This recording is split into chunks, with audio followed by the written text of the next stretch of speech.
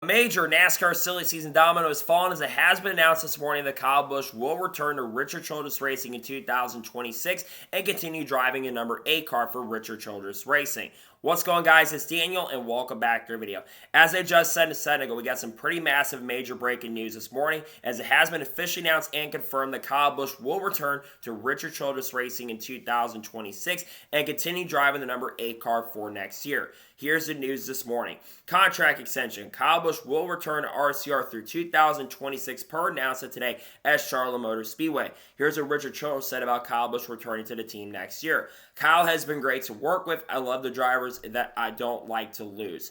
This has been obviously a rumor over the course of the last couple of weeks, and we kind of started hearing a lot of this by Jordan Bianchi earlier this week on Door Bumper Clear Live, that he did expect that Kyle Busch was going to return to RCR for the 2026 season. So they have picked up Kyle Busch his option year, because this was an option year for 2026.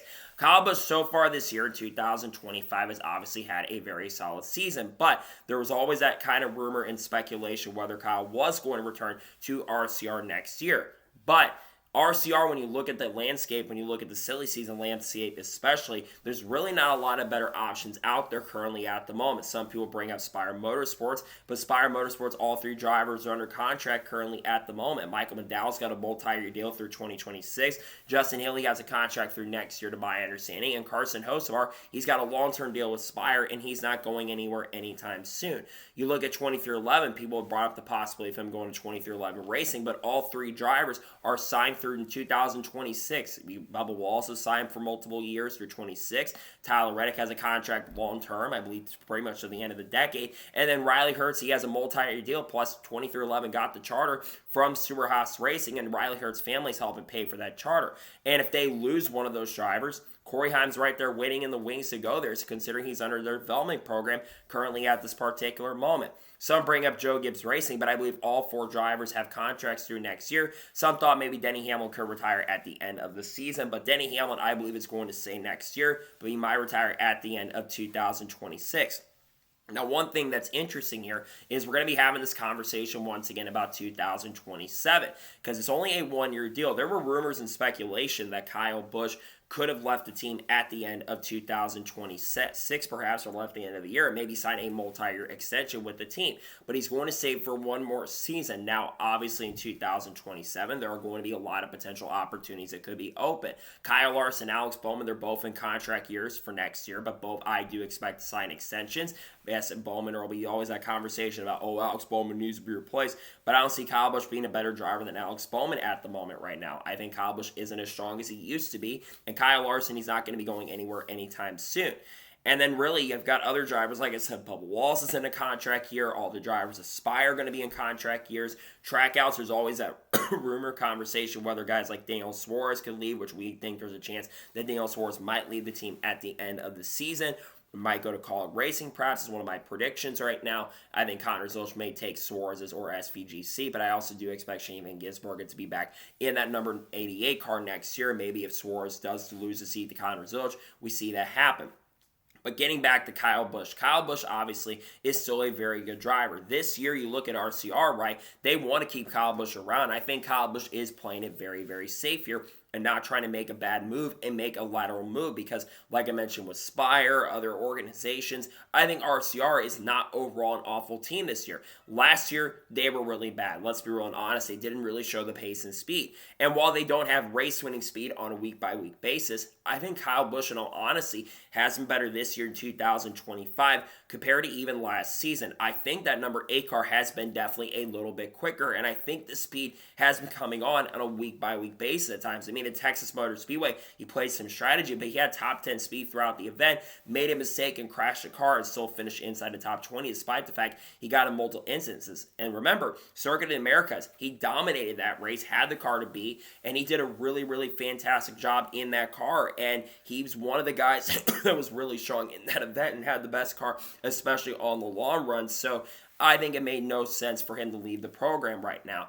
I think we're going to be watching to see long-term what happens with Austin Dillon, though, because Austin Dillon, we do expect will be back in the number 3 card for next season. I think he confirmed on Door Bumper Clear when he was on the episode that he said he did have a contract through 2026. There is a chance that we could see Austin Dillon maybe retire at the end of the 2026 season. Maybe he does go to more of an executive role. Richard Schultz is going to be 81 at the end of next year, so maybe Austin Dillon kind of takes over that leadership role of the team. I mean, Austin Dillon is a big reason behind Kyle Busch being over there. And what about a potential possibility down the road of like Kyle Busch being there to be maybe part of the ownership group of that team? That is certainly a possibility. And Kyle Busch does have a lot of ownership experience. He, of course, owned Kyle Busch Motorsports for many years. He kind of still technically does for Brexton Busch. So why not maybe bring like an ownership group in there? And Kyle Busch being part of that, I think that could certainly be very, very interesting. But this is one of the big silly season pieces. I think Kyle Busch has the speed this year to win a race. I know he doesn't have the speed like guys like Kyle Larson have right now, or William Byron, or Denny Hamlin, Christopher Bell, any of those guys. But we know Kyle Busch is really good at super speedways. He's always a major contender at the super speedway tracks. And overall, I think that this number 8 team has shown some really good strength and some good speed throughout the 2025 season at times. Again, they've had more speed. Austin Dillon's had top 10 speed the last couple events, and Kyle Busch had a really good run. Their short track program, which is something that they've really struggled with in recent years. They actually have shown some decent speed. They don't have race winning speed on the short tracks right now, but they do have some solid speed, all things considered. And I just think this was the most logical move that could have happened. I think if like Denny Hamlin had retired, maybe he could have reunited with JGR, but because I don't really think there's a lot of great options out there, but I think with a lot of expectations that Hamlin was going to come back and not a lot of other really good options out there. Plus, we know there's a lot of talk about Penske now with the uncertainty of Austin Cindric. Even though many of us do believe that he is going to be back with that program for at least the next couple of years, this is really the best option to go out there. Now, we're probably going to be talking about Kyle Busch once again for 2027. There's going to be probably that conversation about him retiring, but Kyle Busch has said publicly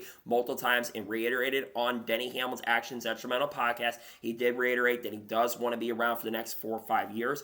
Brexton just turned 10 years old about a week or so ago, so Brexton is probably wanting to race against his father and be teammates with his father in the future in the truck series. Brexton, of course, about 4 or 5 years away from that happening. He could also race in the Arctic East and West series, which I don't think Kyle wants him to do that at the moment. I think he said that a couple weeks ago. But nonetheless, this is about the most logical move he could have made, and I think for Kyle Busch, it's good to see that he'll be back with RCR. Again, I get and understand people wanting Kyle Busch to go somewhere else, but at the same time, when you've got the chance and opportunity to return to Richard Childress Racing, a team that while they're not as good as they used to be, I think it's still a decent team at the moment right now. So now the goal next year, try to get that program, continue building that program up and making it better and making it more competitive and getting back to where they were a few years ago, because RCR a few years ago, back in 2023 when Kyle joined the program, they were very, very strong. And also, you think about this too, the sponsorship is very loyal. We've seen 7-Eleven come on board this year. We've seen, of course, Rebel Bourbon step up their game. They're going to be doing some stuff with RCR more throughout the year. And overall, I do think that RCR has shown some really solid pace and good speed from time to time this year.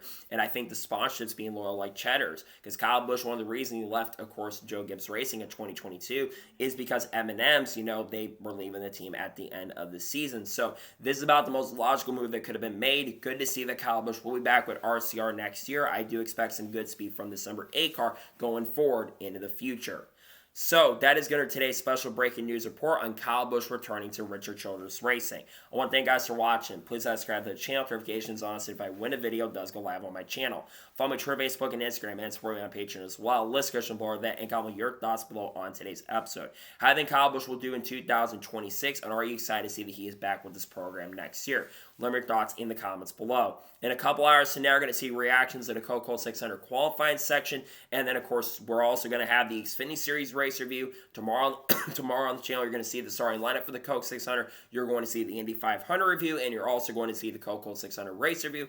And then on Monday, we're going to have multiple NASCAR news videos discussing news over the course of the last couple of days. We might have the Truck Series race picks dropping, depending on if they do come out. And then on Tuesday, we're going to have maybe the Xfinity race picks, among other things, dropping, and probably a silly season update dropping as well. We got content coming on people like Haley Deegan, Shane Van Gisbergen, Cards, Kurt Busch, Kyle Busch, Bubba Wallace, Ross Chastain, Trackhouse, Junior Motorsports, Dodge, Honda, Cletus McFarland, Matt Benedetto, Frankie Muniz, among other things like Chase Elliott as well. We talk about a lot of these things in the coming days and weeks on this channel as we had the National Super Speedway.